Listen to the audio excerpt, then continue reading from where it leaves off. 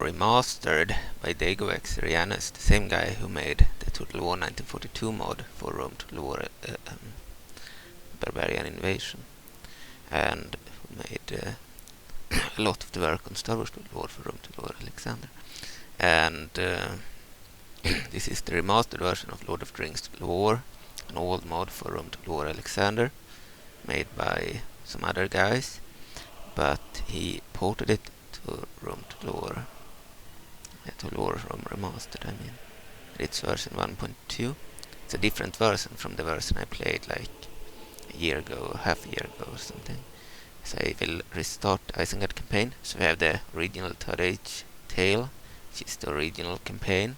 And then we have the remastered campaign, the bigger map, more factions and such. So if we check the factions of the original campaign, see that we have the Free Peoples of Eriador. They have a unique scripted campaign, the Fellowship campaign, and it's in my opinion better and more advanced than the Fellowship campaign of the Third Age Total War mod for Medieval Total War Kingdoms, where they tried to remake the same campaign in Medieval 2, but I always found the original one in Lord of the Rings Total War to be the better one. It had more heroes, more story-based scripts and such. The Medieval 2 one had less story-based scripts and took more liberties to the material.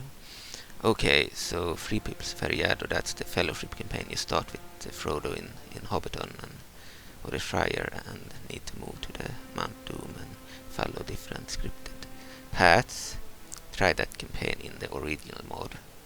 Played it like 3 years ago or something in 2020 or 2021. I believe 2020, and played until I couldn't play anymore. I believe I stopped playing when I were outside of Minas Tirith with Aragorn, because I lost against the I lost against the Harad hordes. I had used my undead army that Aragorn got, but they won one battle against a huge Harad army and then they lost. So yeah, it's a very difficult campaign. You can actually lose and then you can't progress because you're supposed to win. Okay, Kingdom of Gondor, Kingdom of Rohan, Clans of the Dwarves. They are one faction despite starting in 2 locations. So the Dwarves of Erebor and the Dwarves of Eredluin are one faction, known as the Clans of the Dwarves here. They have the forces of Mordor. They also have the areas of Dol Guldur and the armies of Isengard, rebels of Orcs. They are essentially the goblins. They are like Moria and the other area here. I don't remember. They are both the goblin factions in one. We have the Wicked Men of the East, which is the Eastlings, the ones with the golden armor and phalanxes. Then we have the Wicked Men of the South, the Haradrim, with the Mumakils, the elephants. They are elephants, but they look like elephants. Anyway, then we have the elves. They are one faction. We have like Imladris, Elrond's faction, and we have this area here, Lindon, and both of them count as the Noldor elves. We have the Galadrim elves, the Sylvan elves, the Kingdom of Dale, and the Wildmen of Dunland. And this is because in the original mod the factions were limited. They couldn't have too many factions in base Rome Total War, but in this remastered version there are no limits, so that's why they have been able to add an even more impressive campaign. I don't know which campaign is more epic, but this one is exactly like the original. So if you play this one, you'll hardly have any rebels on the map. If you play the other one, there will probably be a lot of rebels there. The map is larger, you have way more territories to conquer, way more rebel areas, and you have more factions. You have the Free Peoples of Middle-earth. I don't know if the Fellowship campaign is still active here, probably. Then you have the Kingdom of Gondor, Kingdom of Rohan, forces of Mordor, armies of Isengard. Actually, I read the name on where the mouse is, but they also have the names there. So Free Peoples of Eriador is just Free Peoples here. And the King of Gondor is just Gondor. King of Rohan is Rohan. We will just read the name over here. Okay. Rebels of Orcs. Orc Rebels, Forces of Gundabad. Yeah. So Forces of Gundabad and Orc Rebels were same faction in the original, but have been divided in this mod into two factions.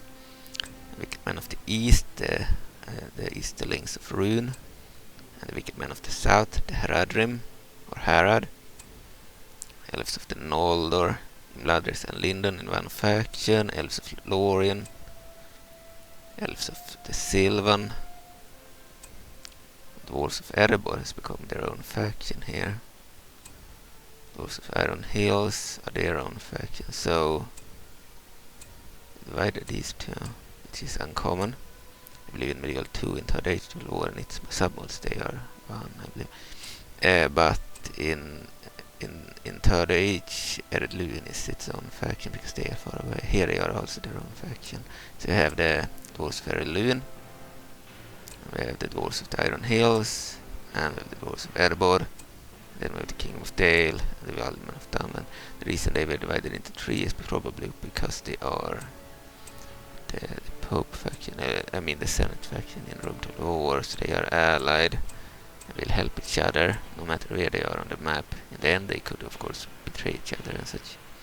So I wanted originally to play an Isengard campaign in the original mod, because that's the campaign I started in 2020, in March 2020 in the original mod, and had to exit because, or cancel, because I believe there were a bug causing siege engines to not have fire projectiles and such. I was thinking about restarting it in the original with a certain submod by Good Elf, but it feels more interesting to play it on the remaster. I'm playing on a Windows 10 computer, but using my Windows 7 computer to stream it. I can only stream it up until January 4, 2024, I believe, because Steam will stop working on Windows 7 after January 4th, 2024. Yes, we will need to play Steam games from now on and until January 4th. I don't want to play on the Windows 10 directly because it has a much worse graphic card. Both computers are gaming computers, but that computer is from 2009, bought in the summer of 2009. I don't know, it's probably older than 2009, but I bought it in 2009. And then the other computer with the gaming stuff, it's a 2013 computer. It's still old, but I bought a new SSD drive from 2020 and I updated certain stuff, so it's not entirely 2013, but most of the stuff is from 2012 and 2013, and then there are some new stuff too inserted into the computer from 2020. But yeah, Steam will stop working on Windows 7 on January 4th next year, so we'll focus on playing Steam games.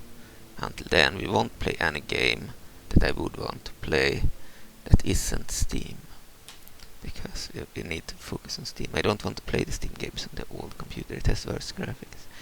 We'll have to probably buy a new computer to continue using Steam later on a good computer. I don't want to update this computer because Medieval 2 works worse on Windows 10. Might cause a lot of problems for mods and such for Medieval 2. I mean, they certainly can be played, but I don't know what kind of problems might arise that we aren't there before. So I prefer just keeping to the Windows 7. And I'm not happy with Steam that they are unsupporting Windows 7. They are moving on and preventing Windows 7 from using Steam, because that will prevent the players from using their games. You know, Steam is a platform where I bought a lot of games. I have like at least 20 to 30 games there that I bought between 2009 and now. So the last games I bought during this summer, and none of them can be started without without the Steam launcher, and if the Steam launcher stops working on Windows 7, then I can't start the game or the games, even if the games themselves work on Windows 7. There are a few Steam games that do not work on Windows 7, like this game, War Room Remastered, that I had to stream from Windows 7, from my Windows 10 on my Windows 7.